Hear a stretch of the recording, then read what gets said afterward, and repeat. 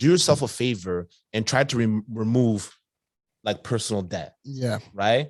If you know you want to buy a house, then financing a car may not be the best. Smartest. Actually, not even may not, is not the best thing to do. For sure. Right. Because that takes into consideration in terms of your income being able to service that debt. Right. So if you can avoid doing it, avoid doing it. Yeah. Right.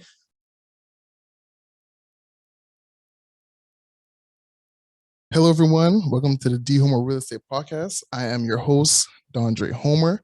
Before we get into this amazing episode, I'll please ask for you to like, comment, subscribe, download, write a review, anything to help the algorithm. Today, we have a special guest, and he left a bio for me. So let me get ready for this. Hold on. So this gentleman is a mortgage specialist that teaches Canadians on how to leverage debt in order to build wealth through real estate, both on the residential side and now venturing off into commercial real estate. Like many people coming from humble beginnings, is what allowed him to have early success in the business. First lesson is that less is more, forcing you to think creatively. I said it right? Yeah, creatively. You got it. Creatively and outside of the box to provide solutions for his clients. Coming from a large family with a finite number of resources, it teaches you how to move as a unit towards one common goal, which I love. He's an advocate of teamwork, leadership, and understanding that everyone has a role to play when we have an invested interest in a common goal. Lastly, his life motto he goes by is take massive action, from Ed Mylett. And the individual I'm talking about is none other than Sir Charles. Charles, how you doing? I'm good. I don't know about the sir, but I'm good. Every time I have someone named Charles, you know the basketball player Charles Barkley? Yeah. Sir Charles. Sir Charles. So that's the first thing. So before we get into anything, I always start off with icebreaker questions. That's right. Just to get a little bit, get the audience to get to know you a little bit more, and as well as myself. So the first question I have for you is, what is one piece of advice you would give your younger self? Start now. Start now. You want to elaborate on that? Yeah, I feel like when we're younger, a little more youthful, we have 1,000 ideas that run through our mind. But the issue is, and they could be great ideas, but we never start and we never get to see them come to fruition. Right? So I always say, like, if I just started, and you don't need everything, you don't need all the resources to start right away. Yeah. You have enough to get started with what you want to do, and just take one step at a time. Awesome. Right? Start now, definitely. I love that. Start now. I never had an issue with that, but I feel like for me, like when I started, it was like, oh shoot, I didn't plan this through. Right. Well, whoever does. Right. That is very true. That's very true. So I like that. Start now. The second question now is a little bit more deep. Is like, and I let me preface by saying this. I want to ask this question because I want you to give yourself some flowers. Okay? Of course. So looking back on your life, everything that you've gone through, accomplished, so on and so forth, what are you most proud of that you've accomplished, and everything that you've been through? What are you the most, when you look back at your life, can you say, like, man, you know what? I'm proud that I did this. And then bring the mic a little bit closer. Man, you have me thinking. First thing in the morning. Okay, so no, I would say I think that the one thing I'm most proud of everything I've done is that I've stayed consistent. And what I mean by staying consistent, I mean that yes, you grow. Yes, your value system may change because of new knowledge that you've learned, right? But no matter what I've been through, I feel like my core values and core principles have always stayed sturdy. I love that. Right? No matter no money, more money, right? In betrayal, in relationship, I've always kept a cool head. Yeah. And then I've never switched up. That's the word now, right? I've never really switched up and just kept everything consistent in terms of my personal beliefs and my core principles, right? And I've always stood on that. And I love that. I love that. Well, kudos to you for always staying consistent. Because as you know, you just mentioned, switching up is common for a lot of people, but the fact that you're able to stay level-headed and stay consistent is beautiful. So again, love to give you your thoughts for that. I appreciate that. And the final question is, what are your 3 top books? Oh, buddy. That's a tough one. It's tough for 2 reasons. Because I read a lot of books and I have a horrible memory. So,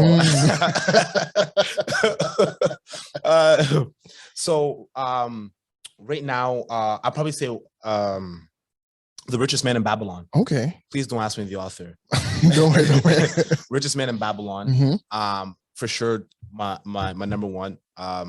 Psychology of Money. Okay, Psychology of Money. Okay. One of my favorite books. And surprisingly, You Can't Hurt Me by David Goggins. Oh, wow. I never heard of that one. I'm going to read it though. David, that powerful. It's different. So I'm an audiobook guy. Me too. Right? You can't ask me to sit there and actually read it. Yeah. But I'm an audiobook guy. So I'm being able to listen to the words allows me to imagine, right? The actual scenarios and what they're trying to teach. Yeah. Which allows me to then hopefully execute on whatever the point of the book is, right? So if we're going to get into it, David, like for example, just David Goggins, it's an audiobook, but at the end of each chapter, he has like almost a radio broadcast session to talk about the chapter and break down the core principles, his experiences, what he was going through, his emotions. So it brought a little more like validity to the book, and I appreciated that. I love that. I love that. I'm happy. I'm surprised you didn't say Rich Dad Poor Dad. I think every person on the planet, especially if you're in what we do, is Rich Dad Poor Dad. Rich Dad Poor Dad. Great book. It's a great book. Great book. You know what's funny? That was probably one of the last books I read. Oh, really? I didn't start off reading Rich Dad Poor Dad.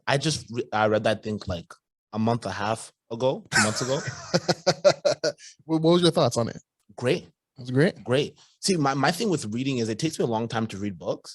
Is because I don't want to just read words just to read, right?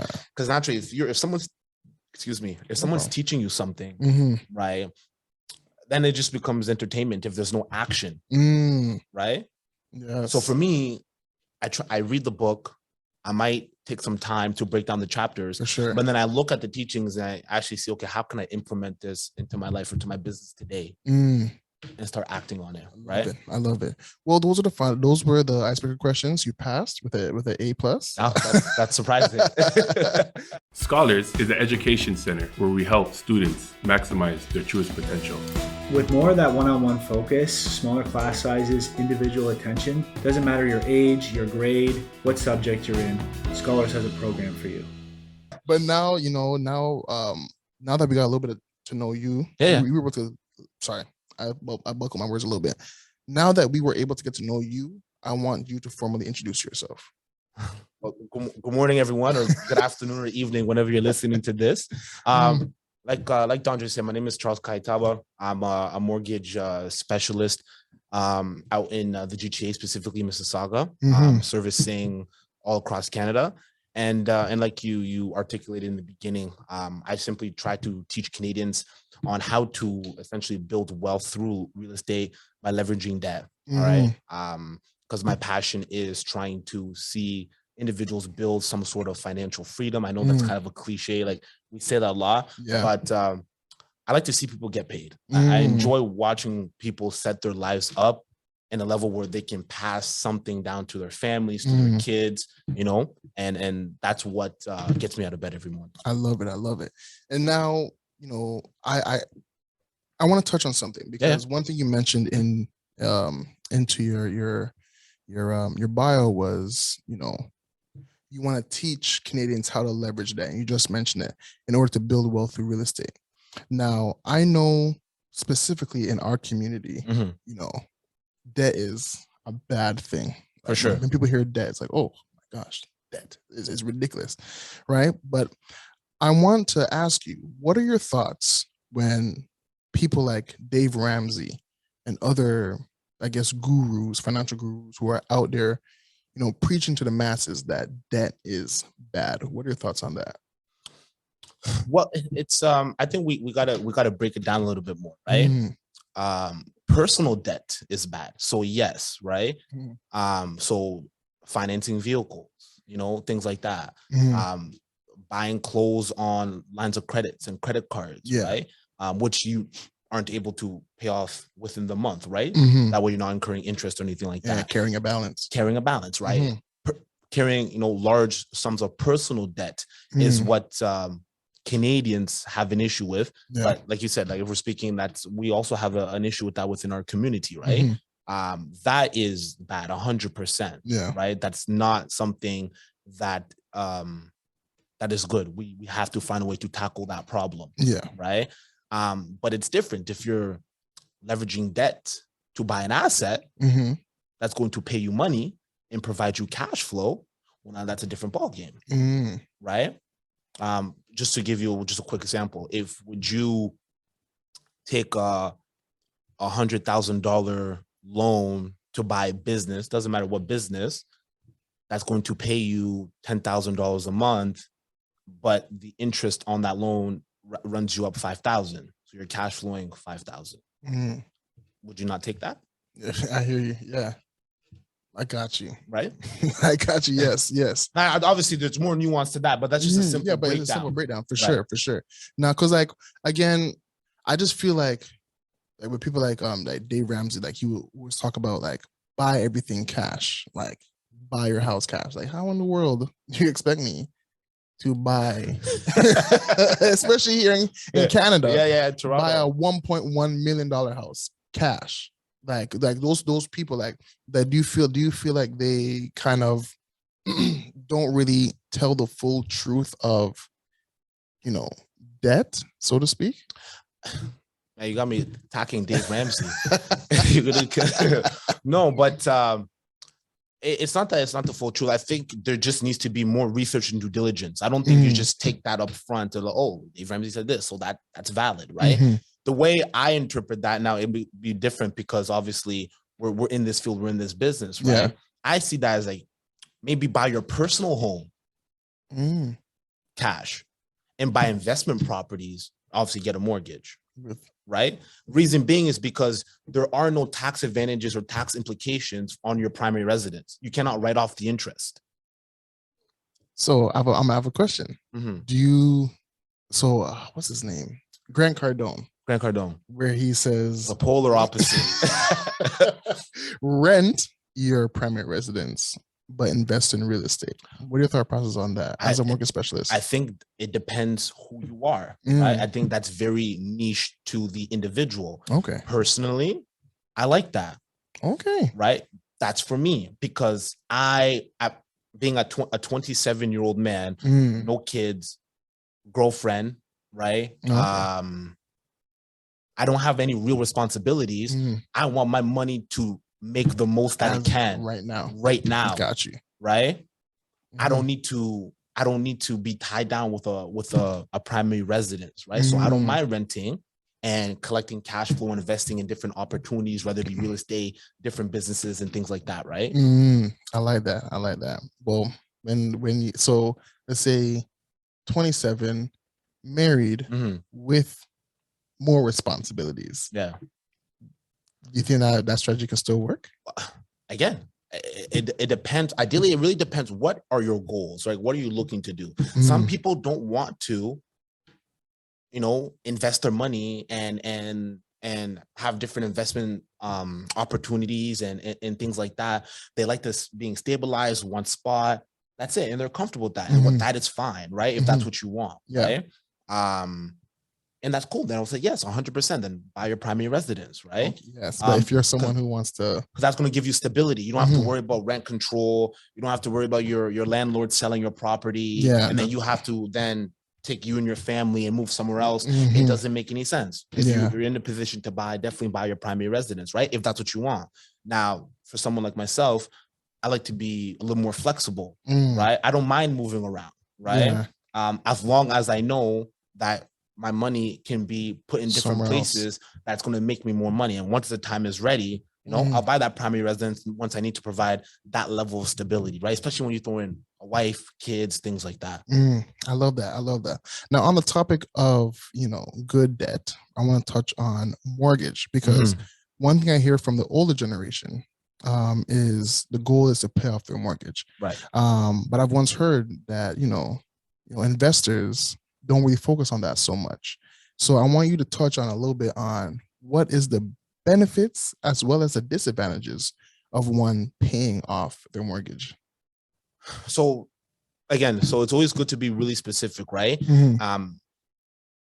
The benefits of obviously paying off your mortgage is that there's no mortgage to pay.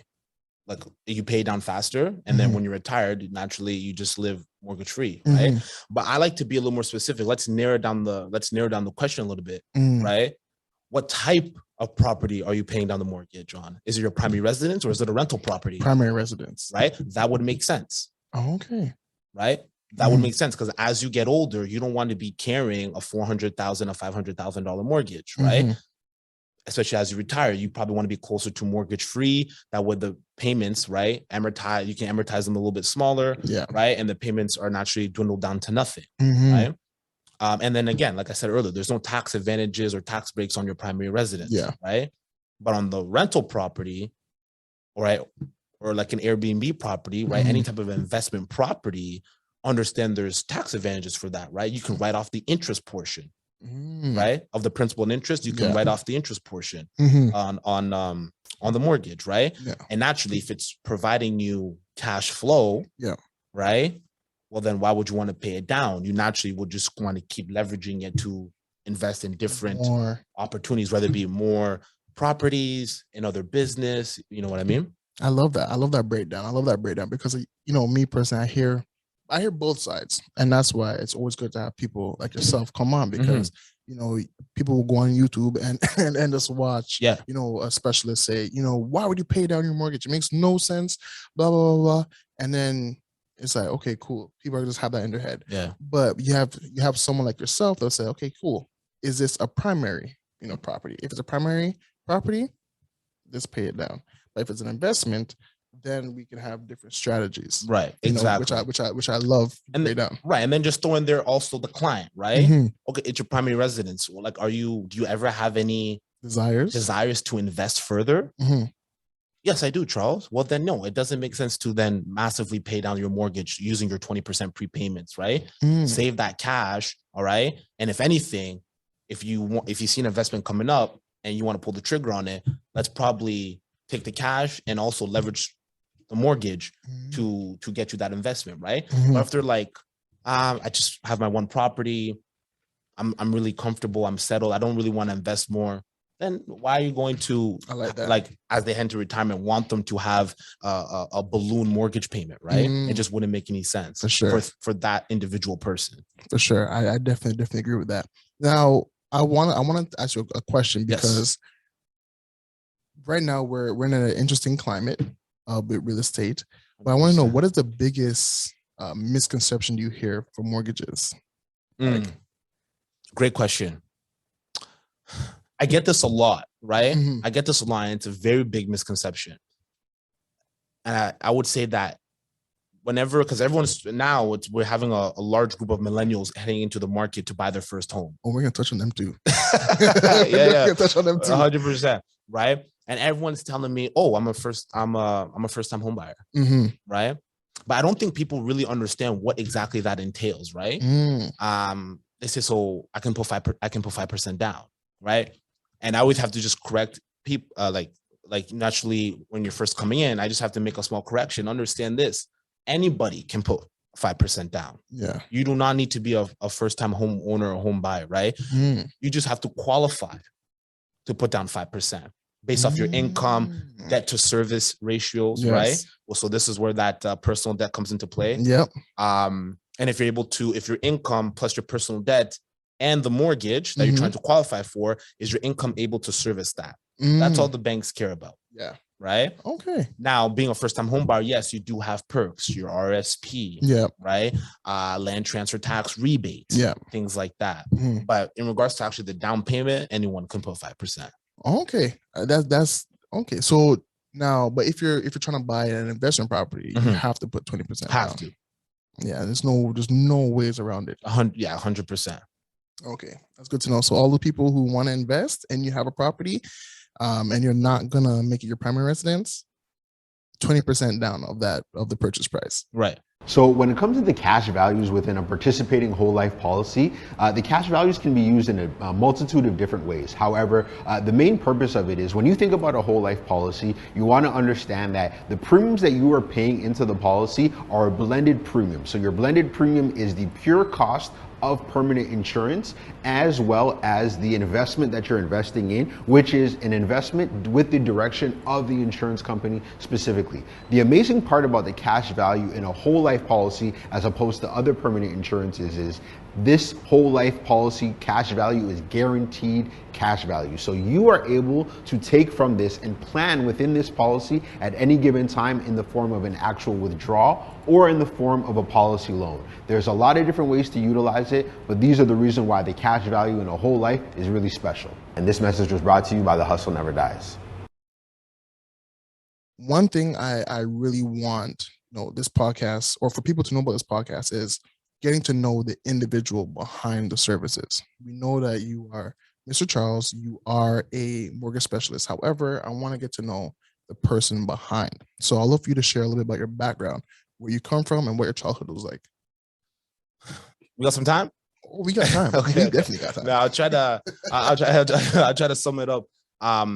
So I was born in the Congo, moved here pretty much when I was 1. Right. Okay. So I'm pretty much full blown Canadian. Yeah, I got you. 100%. Moved I get laughed at this a lot. So my whole life I grew up in St. Catharines, Niagara. Oh wow. Really? Yeah. That was the first place we landed. Oh, how was that? You have to ask my mom. I don't know what why. No, because you know what it was is because there was a I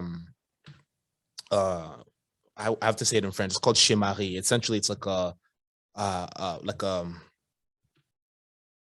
I don't want to say like an immigrant shelter, but they were helping incoming immigrants, specifically from the Congo, because that was during the genocidal period, coming to Canada, right? So there's a bunch of sisters who were aiding in that transition, right? Through the Red Cross. So that's where we landed, specifically Fort Erie, right? So we got there. Obviously, my mom, single mom. We started pretty much from nothing. She just came with her kids, clothes on the back type of thing. And then just naturally just started building, just your typical strong immigrant story that I'm sure a lot of people can relate to, right? Sure. St. Catharines, built our way up. Obviously, going from subsidized housing for probably up until I was 12, 13. And then we were lucky enough to pool money together with the family and my mom bought her first property. I love that. Yeah. Congratulations, mom. I know. No, she did it. She's a strong woman. Hectic. I'm the youngest of 4. Ooh. I have 2 older brothers and an older sister. Damn. Yeah. So you get beat up a lot? Beat up all the time. All the time. And there's a bit of an age gap. So I'm the youngest, right? So my oldest brother was definitely the disciplinarian while my mom was working, right? Yeah. And I don't come from a small family, so I'm the shortest out of all my brothers. So I'm whoa. So for people listening on the podcast, I'm about 6'3.5", 6'4". And you're the smallest? I'm the smallest. What do they play? Basketball? They play basketball for sure. I'm a hooper. I grew up as the basketball player. See, height doesn't mean anything. No, but yeah. So my 6'6", 6'7" in that frame. And what in the world? Sorry, I've never heard of being 6'3" and being the smallest, unless you're Steven Adams. Yeah, man. I said this. I say Masai came at the wrong time, man.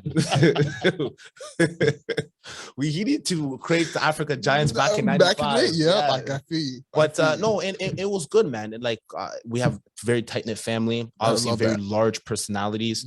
And I've always been because I'm the youngest. I feel like I took a lot of the personalities from all of my siblings, right? That's good. But I'm definitely more of the wild one. Well, for sure. I'm the oldest, and I see my little brother. I'm like, yeah, he's I think just little The youngest is always Yeah. the most wildest person. No, 100%. Why? What's wrong with you guys? Because you know what it is? Because you're, at least when it got to me, my mom's been through everything. She's like, just do whatever you want. I feel you. I feel you. So as long as it, there was no detention, police, or anything like that.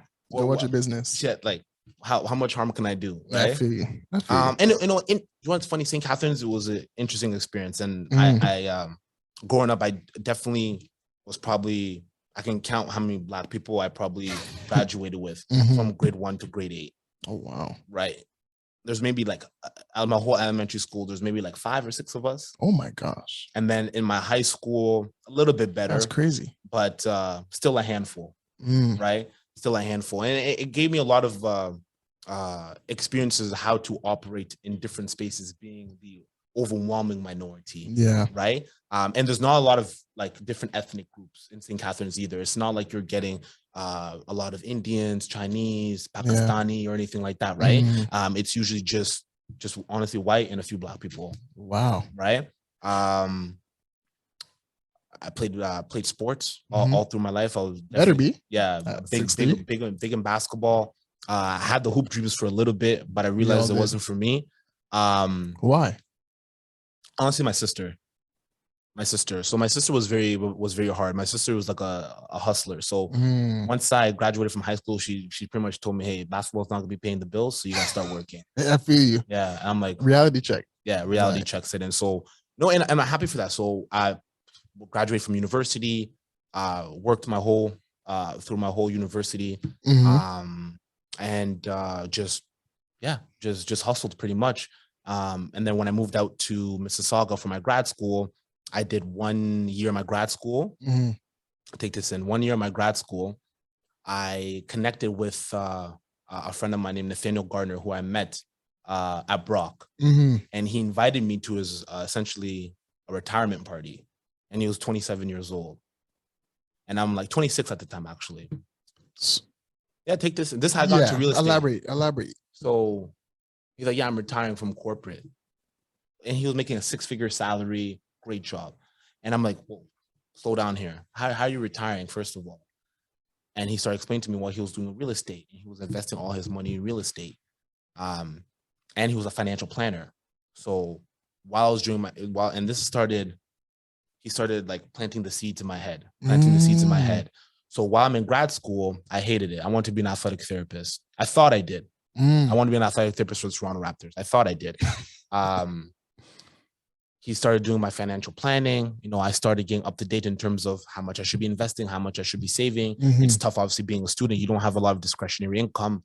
And then I asked him, and then he started allowing me to invest in some of his personal projects via private lending. And I decided, like, you know what? I dropped out. I finished the year, but halfway through the year, I told myself, I'm not completing. I'm not going to go forward with this. I finished the year just in case to give me a safety blanket. If I want to come back, I can just start in year 2 again. Yeah.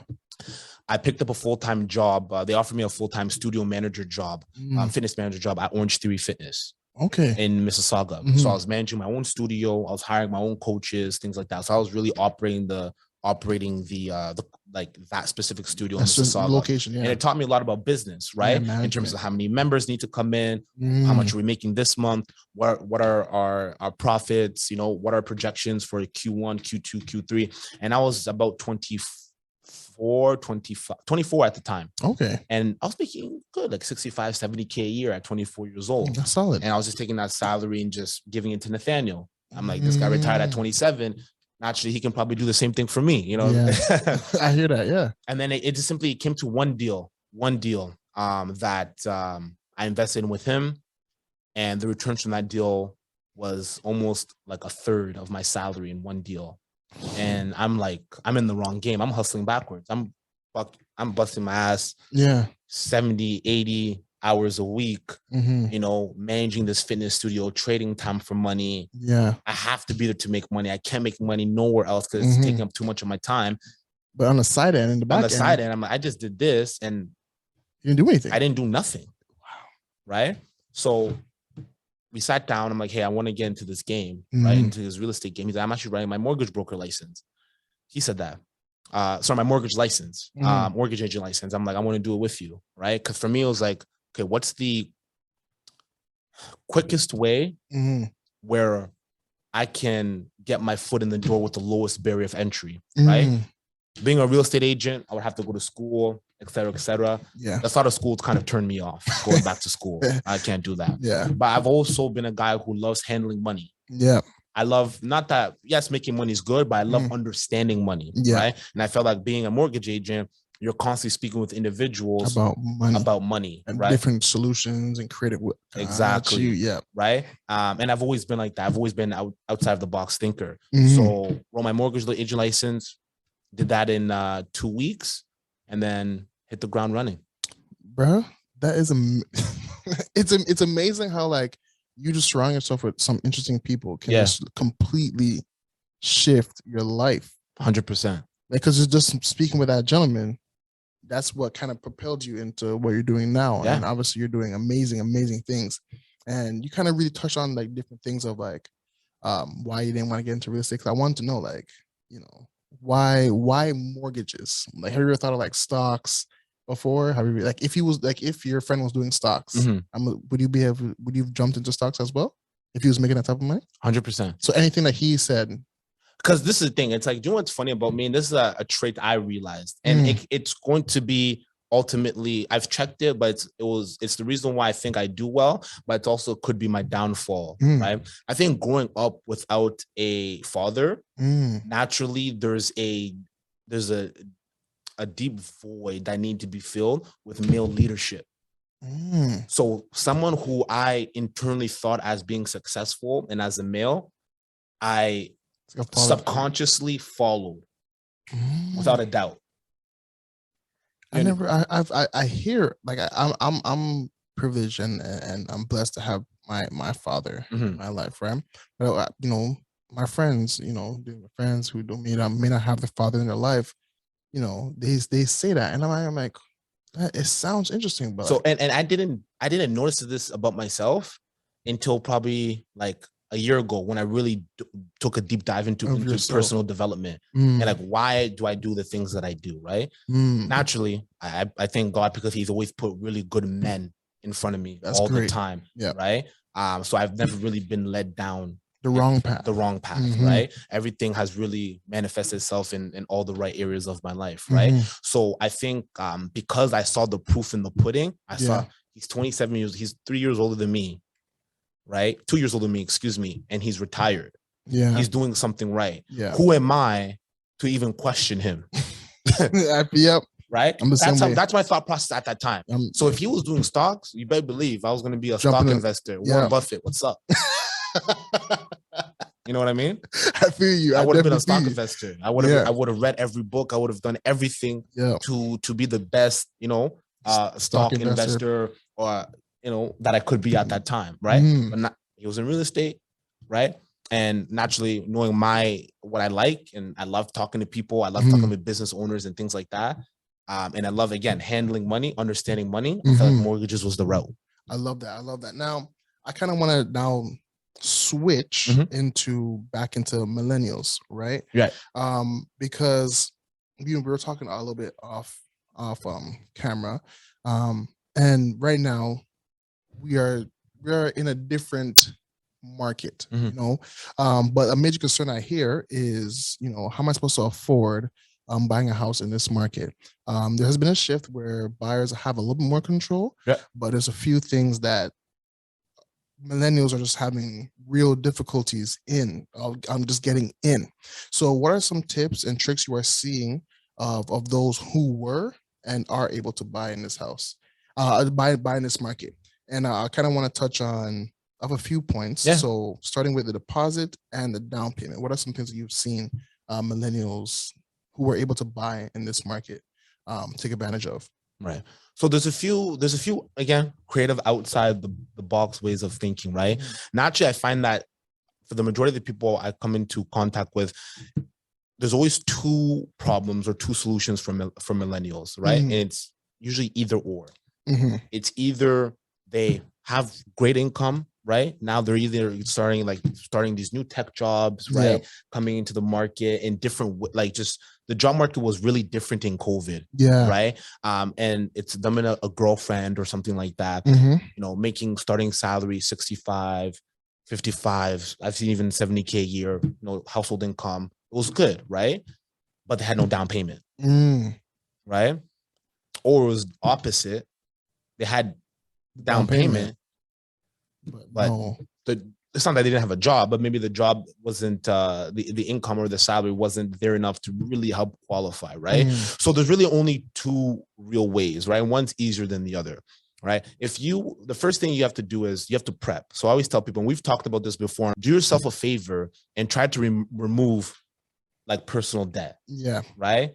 If you know you want to buy a house, then financing a car may not be the best. Smartest. Actually, not, it may not, is not the best thing to do. For sure. Right. Because that takes into consideration in terms of your income being able to service that debt. Mhm. Right. So if you can avoid doing it, avoid doing it. Yeah. Right. And obviously trying to control your expenditures. That way you can at least pay off your lines of credits and your credit cards in full every month, or paying them down to a reasonable amount. Right. For sure. So in terms of down payment, you can either get it gifted, right? So can you elaborate? What is gifted? So a gifted down payment is essentially just us telling the bank that your immediate family member, mom, dad, you know, uncle, brother, grandparents, something like that, is going to gift you X amount of dollars to help go towards the down payment, right? And you can't pay them back. You say you're not paying them back. I feel you. And you just leave it there. Yeah, I got you. Right? Listen, that's no one's concern. It's no one's business. That's honest, yeah, right? I feel you. Right? It's like they're giving me money for the down payment. That's it. End of discussion, right? There's no, you don't need to say anything else to the bank. Got you. Right. But continue. Right. Sorry, I lost my train of thought there. So you can either get a gifted down payment. Yeah. All right. Gifted down payment from like a friend. Oh, sorry, a family member. Yeah. All right. Personal savings, right? Or as well as there's cashback programs, right? So for example, there's a few banks up there that they'll give you 1.5% of the loan amount back in cash, right? But what I like to do is, if you have debt already, right, that 1.5% that's coming on closing, that's going to pay off the debt that you currently have, and it will allow you to qualify for probably a higher purchase price, because now you just remove the personal debt. What? Okay, we're gonna have to talk off. We're never gonna talk about. Okay, and that's all for like the debt and the down payment, right? Debt and down payment, right? Because that's usually the two biggest problems that most millennials have coming to buy the first property. Gotcha. It's always debt or down payment. Now, you mentioned earlier about like employment. So again, a lot of millennials are now, you know, getting into their own, you know, careers and doing their things. But like, regarding employment and employment history, can you elaborate a little bit on that, and also the difference between like salary and hourly? Yeah. How does that affect you in buying a property? Right. So it's funny because it's not black or white, and that's where I think the issue is, right? Because understand, the deal is being underwritten by another individual. Yeah. So it's at the discretion of that individual. Yes, there's policies in place, right? But depending on the story, all right, that underwriter can accept it where another writer may not. And that's where I think people get confused with. Yes, there's policies in place, but understand there's still another human on the other side that's underwriting that deal. You know what? I like that you touched on that, because it's the same thing with real estate. Yeah. And purchasing a home. You come to me, we can have our own strategies. Right. But at the end of the day, everything depends on that other human on the other side. Correct. And they may have their own feelings. They may have their own philosophies on what they want to do. And that's not only just a real estate agent, that's also the owners of the home. Owners of the home, correct. So I'm really happy that I feel like a lot of people don't really take that in consideration. Like, right. So let me actually answer the question, Yeah. right? So technically by policy, if you are an hourly wage worker, Mhm. right, most banks are going to operate off of a 2-year T4 average, Yes. right? Because they don't know what your hours are, right? Because you're hourly. Yeah. Right? What if you called in sick? What if you work overtime? Things like that. Your annual income will fluctuate, right? Now, what if you've only been working there for 1 year? You're not going to buy the property. What if you make $50 an hour, right? This is where the letter of employment comes in. If you have a your HR department or your employer say on the letter of employment, Dondre works 40 hours a week, and he's a permanent full-time worker making an hourly wage of this, they will take that because it's permanent and it's guaranteed hours, right? So if the employer is able to substantiate that on the letter of employment, there's no reason why the underwriter can't accept that. Even though it's only for 1 year. Even though it's only for 1 year. But they will ask for pay stubs to make sure that your year-to-date matches up. So if you're making $50 an hour and it's, let's say, June, and on the letter of employment it says it's permanent, full-time, guaranteed hours, but you've only made 20 grand up until June, something's off. Got you. You understand? Yep. Your year-to-date's only 20 grand, something's off. Yeah. But if everything matches up, year-to-date matches up, letter of employment can substantiate what's on the pay stubs, then the 1 year is fine as an hourly wage worker.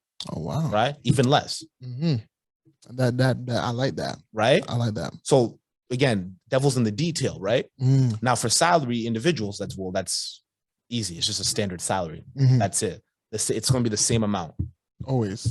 So now let's say you just got a salary job and you just passed your probation, you're 3 months or 6 months. Can you now actively look for a house, or do you still 100%? Even though it's only been 6? Oh yeah, because your salary. Yeah, your salary and you're past your probation. And again, even with this whole probation thing, if I'm being honest with you, it's not black or white. What is the story that you're telling? I recently had a client who was on the job for 1 week and I approved them for the mortgage. 6-month probation. Reason why is because he was working for, I don't want to for confidentiality. He was working for a insurance company as a financial advisor. Their competitor offered him a higher salary, so he moved to their competitor as a financial analyst, excuse me. He has almost 8 years of being a financial analyst with this insurance company. Yeah. He's going to their competitor for a vertical promotion, and he's doing the exact same job. What bank would not accept that client? Credit score is great. Yeah. Right? High salary earner. What bank will not take that job? But it's up to the mortgage broker to underwrite the deal specifically and actually speak to that in the notes. Yes. Right? That's what's very, very important. That's very important. That's what I'm trying to say. It's the story you put together, because there's another human on the other side. You have to make it make sense to them. Yep. This is why I love these conversations, because you really get to learn the intricacies of the other party. Right. Because I'm a real estate agent. I essentially just wait until they're approved. Yeah. But just to hear, the preparation behind it is, I love it. Right. Now, you mentioned, that client had great credit. Can we touch on credit? For sure. How important it is? You guys create strategy. Let's just touch on credit. Yeah. So credit's another really, really good topic, right? Because what I like to always tell people, it's the credit score isn't really the most important thing. It's the body of credit. So whenever you look at an Equifax report, there's trade lines, right? And it'll be like, R1 means you pay everything on time. R2 means essentially you've paid a few things 30 days late, right? All the way up to R9, and essentially it just goes to collections, right? Because if you haven't paid something for 10 months, actually it just goes to collections, right? There's people with great credit, 670, 680 plus, but pay things maybe a month late sometimes, have high utilization, right? Where they're over that 30-40% carrying balance, right? And they're simply just making the minimum payments, but their credit score is good, right? Got you. Or there's some individuals who may have, something may have happened in the past, but the credit score is a little bit shaky, low 600s, but the body of credit is exceptional. Body of credit's good, right? And whatever that reason why their credit score took a hit, again, there's another human on the other side. Explain to the underwriter why their credit score is low, and look what they have done to mitigate the risk for that the lender can feel confident and comfortable to lend them the money that they need to close for the property. So now you're talking about like 600s. What about like people who are, let's say, below that, like in the 500s? 100%, you can still get a mortgage, right? Because there's different sides of lending, right? So you have your A prime lenders, so the big five, right? CIBC, Scotia, RBC, etc.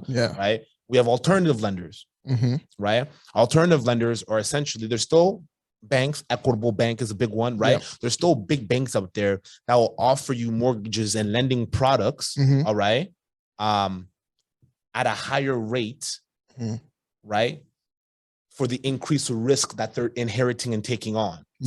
Right. So if you have someone with a credit score of below 600, that essentially just tells the bank you have difficulty in paying your debts off in a timely manner or efficiently. So for me loaning you now $500,000, $1 million, knowing that you already have an issue and that reflects in your credit bureau, I'm gonna charge you more. For that increased risk, I'm going to charge you an extra 25 basis points, quarter point, or 50 basis point, which makes sense when you break it down like that, right? I know, I definitely understand it, but then I remember there was always a part of me that was like, they're already having struggles paying. Why are you going to charge them? I know it's the risk, but my thought process before was like, you're going to charge them more money. They already have a pattern of not, so apparently, well, not apparently, but it already looks like they're already gonna fall back into that trap. Correct. And because they may have not much money, they're just gonna dig themselves into a bigger hole. Right. So there's actually something, there's a narrative I want to actually crush, right? Because you said credit not making enough money, right? So why are you going to charge them more? The majority of my clients or people that I've ran into who use alternative lenders because their credit isn't the greatest aren't individuals who are, let's say, in financial distress. It's actually what I found, self-employed individuals, tradesmen, plumbers, electricians, things like that, truck drivers who make a lot of money. Right. But something, I don't know, maybe something about the industry or the type of individual who picks that industry and thrives in it.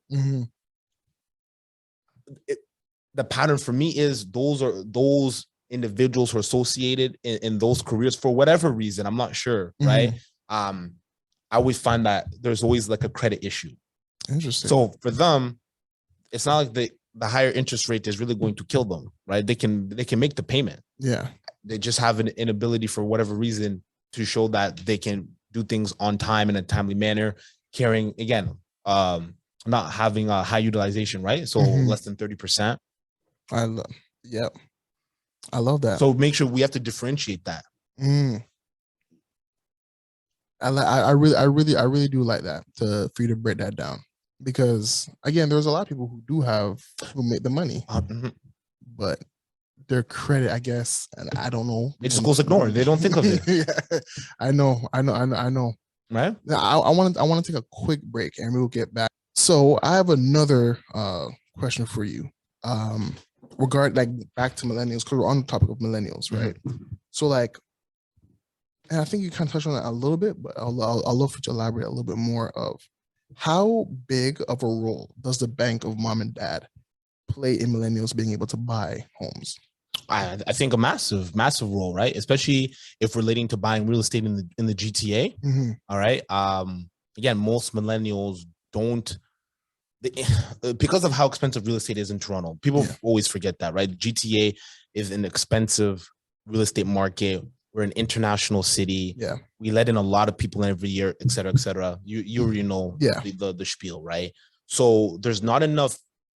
Most people don't make enough income to actually qualify for the mortgage. So you need to have a co-signer, right? You need to have a co-signer to assist in qualifying for the mortgage. For example, like if you make $100,000 a year, and let's say you're putting 20% down, or $100,000 a year, even at 5%, like you might be lucky to qualify for like a $550,000 property. Well, what are you going to buy for like $550,000, right? Unless you move out of. That's the thing. So definitely having a co-signer on there to add a little bit of income is will bring you over the top, right? But even you just saying that, not a lot of people are making $100,000 a year. Correct.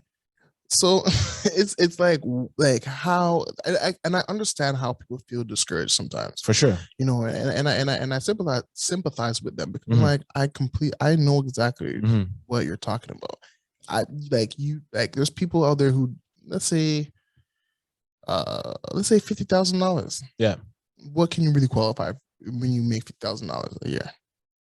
So the rule of thumb is this. I always tell people this. The rule of thumb is, if you are, whatever the household income is, whatever the income on the application is, all right, if you're putting 5% down, all right, multiply the income by 4.2, and that's how much that's how much of a mortgage you'll qualify for.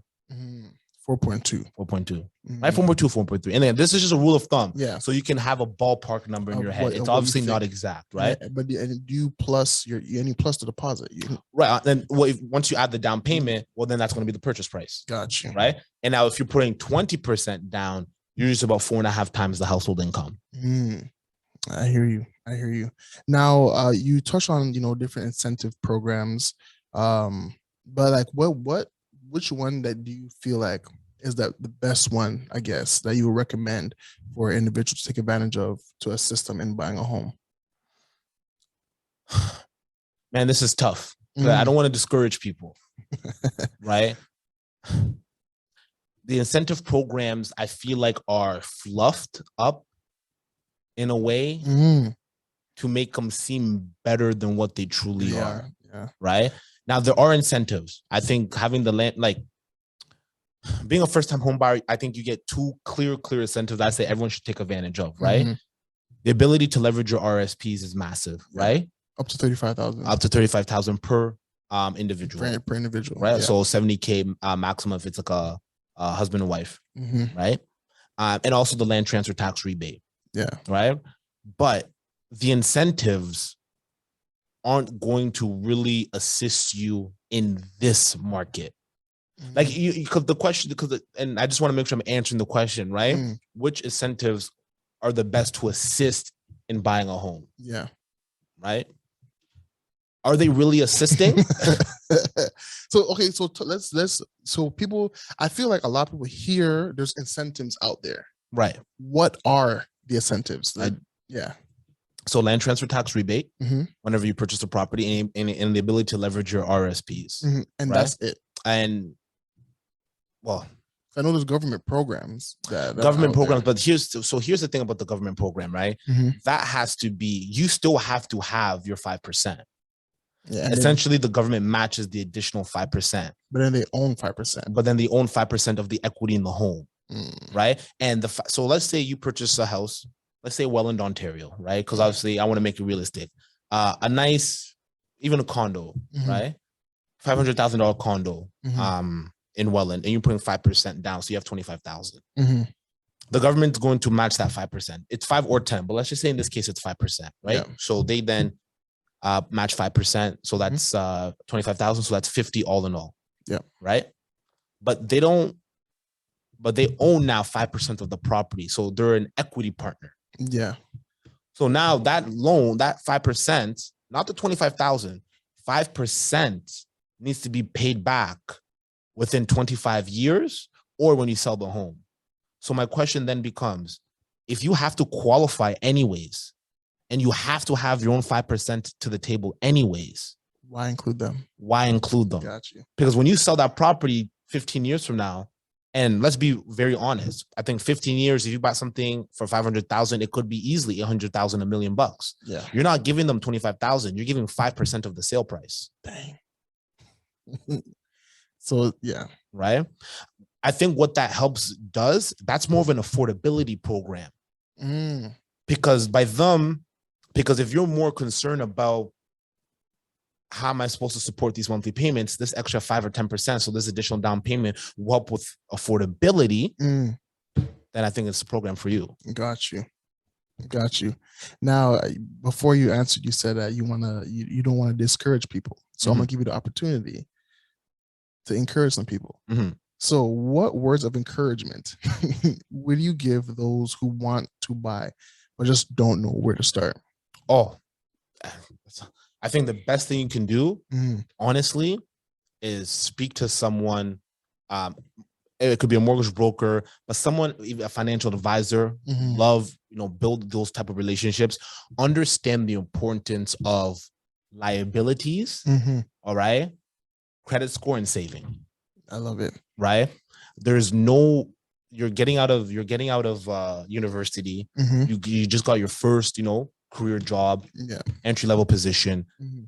I understand you want to treat yourself, right, and things like that, but chances are you don't need to be financing a vehicle.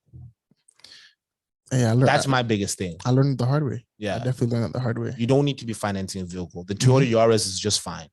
You know what I mean? Exactly. The Corolla is just fine. It's legit. It's legit. Gets you to point A to point B. The mileage is great. You can go to C if you want and get back to A. Right? On one tank. A lot of people can't say that right now. Hey, I'm saying that right now. Trust me, these guys, might start riding a bicycle. Yeah, seriously. Yeah. And I first say that would be the biggest thing. So understanding liabilities, right? So lowering the amount of personal debt that you may have or you've already incurred. All right. Credit score. Yep. All right. And then saving, understand how to set up maybe an automated system of how much you're saving every month or investing every month. Yeah. I love that. And I think those are great words of encouragement. Well, that is it. Again, I want to thank you so much for taking the time out of your day to sit down with me and share. Do you have anything that you want to, promote? Do you have any socials that you want to promote out to the people? Yeah, for sure. I'm very active and very prevalent on social media. You can follow me at _Charles Kaitaba, LinkedIn as well, and my YouTube, CK the Broker. I'm all for education, forward advancement. So if anyone has any questions, wants to book a strategy session, if you're looking to understanding how to leverage your current property to buy an investment, or even just get your foot in the door and what that looks like, I'm always looking to help and provide upfront value. Awesome. Well, again, thank you guys for tuning into the D Homer Real Estate Podcast. You can listen on all streaming platforms: Spotify, Apple Podcasts, Google Podcasts, and iHeartRadio.